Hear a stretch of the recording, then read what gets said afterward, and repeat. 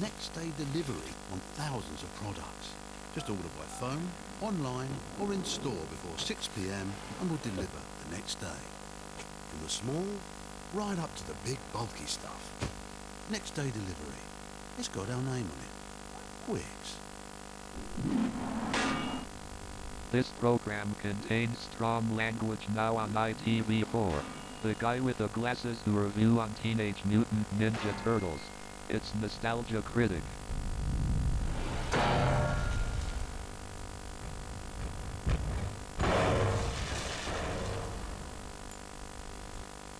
Hello, I'm the Nostalgia Critic, and I remember it so you don't have to.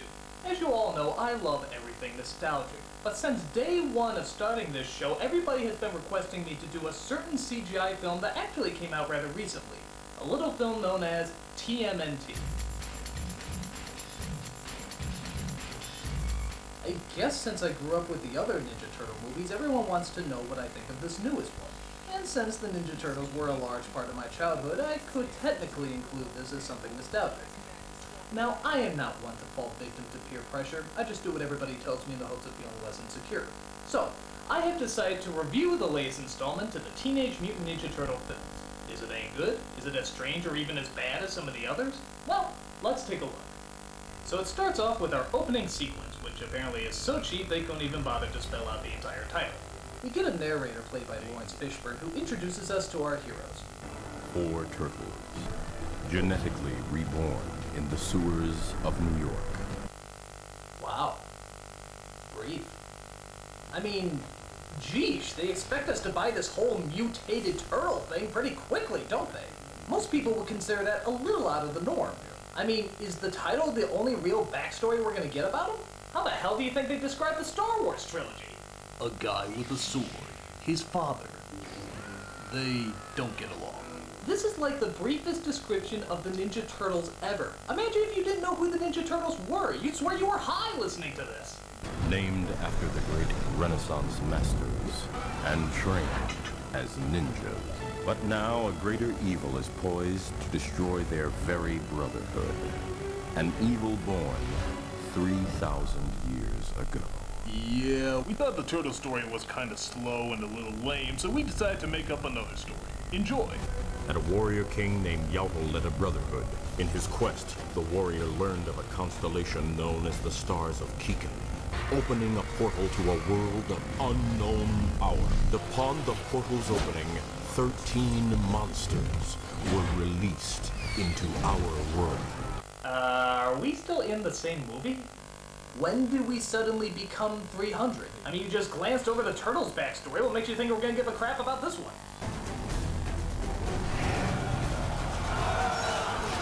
For Gondor and Middle-earth!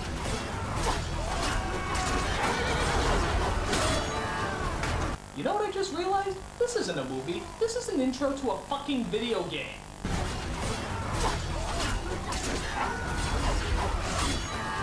The warrior king was left to eternally walk the earth, unable to die or forget his horrible mistake. Central America? What is going on? If you didn't show me the credits, I swear I was still watching the trailers for 5 different movies. So, okay, we're in Central America now, I guess. The perfect setting for the Ninja Turtles, why not? As we see an evil crime lord who rules over the good people of a local village. He rides off in his Jeep, but is stopped by a tree in the middle of the road. Remove it! Who are you? Show yourself! He punishes those who prey upon the weak. He's coming! It is the demon simply known as Giorgio de Jungle.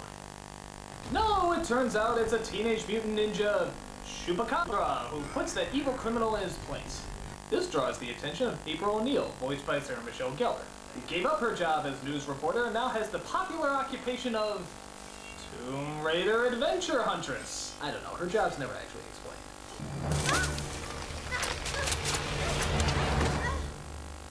It's a long way from the city. Just drop in.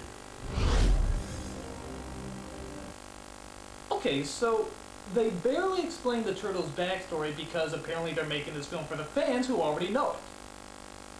The fans who know it so well that they have to see the name of the turtles under them so they can tell which one is which.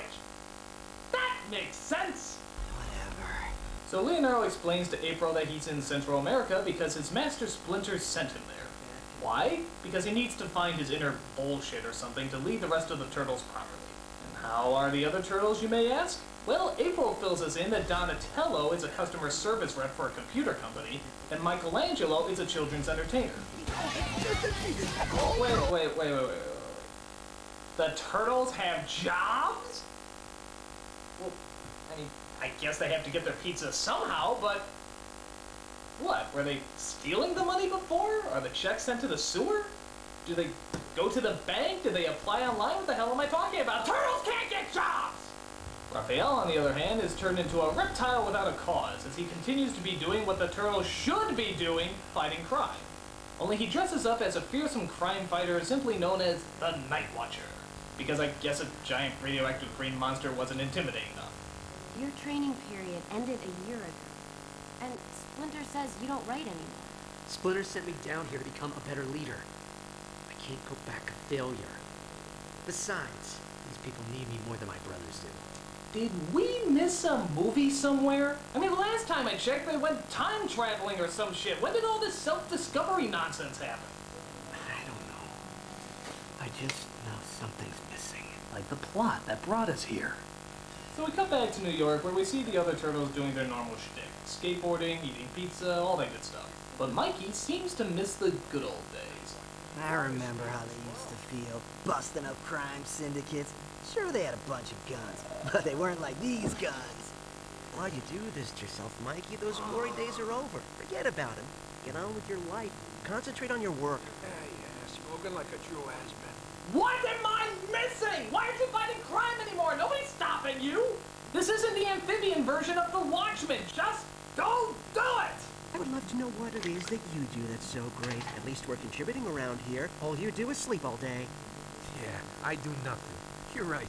You got me all figured out. Wow. Remember when these guys used to be fun? That was before every single comic book hero had to be brooding 24 hours a day. Seriously, lighten up! First of all, this team you speak of doesn't exist anymore. And second of all... Raphael. Excuse me, I just walked in from Kung Fu Panda. Donatello, his home has become like an empty shell. Each of your brothers... Oh god, what did they do to Splinter's voice? It sounds like Mr. Miyagi if he smoked a million Marlboros. If you don't learn to recognize this... Why is the matter? Pitiful. So April returns home, bringing a statue to, I guess, her employer, a man named Mr. Winters, voiced by Patrick Stewart. These statues may appear to be only stone, but they're like family to me. But it turns out he has sinister plans, as he's hired some rogue hitmen who may sound familiar to you. The Foot Clan and I have come to hear your offer. Foot Clan? Weren't they following the Shredder? Since you're so rich and Who's this chick? what is the She the richest Shredder's person? sister, or...? And how will we know? Are they gonna explain anything here? Hello? Explanation? Backstory? Anything? Okay, you know what? They're just making up anything they want. They don't care what it connects to. For all I know, Michelangelo is a dentist, Leonardo's an all-star, and April's a prostitute. Who cares? I don't. Let's see how they botch it up more. So Raph, while continuing to play Turtle in Shining Armor, cuts across an old friend, good old Casey Jones. You haven't fooled me, Raph. How'd you know it was me? Wasn't that hard, man. You know, you look like a big metal turtle. Is that obvious, huh? Actually, be telling me Clark Kent is Superman. So they both sit and talk about how much it sucks to be a superhero. I don't even care about Leo anymore. I hope he never comes back. Come on, aren't you being a little hard on the guy? I don't know what's possible. I guess it comes from growing up with a house full of brothers. I'm not trying to tell you what to do. I'm just saying that if it was my brother, I'd find a way to work it out. You know, this isn't exactly what I had in mind when I think of a Ninja Turtles movie. Teenage Mutant Ninja Turtles! Giant reptiles talking about things, expressing their emotions, and analyzing them! Tune in next week when Donatello discovers that he might have bipolar depression. Stay tuned! So we finally see Leonardo return home and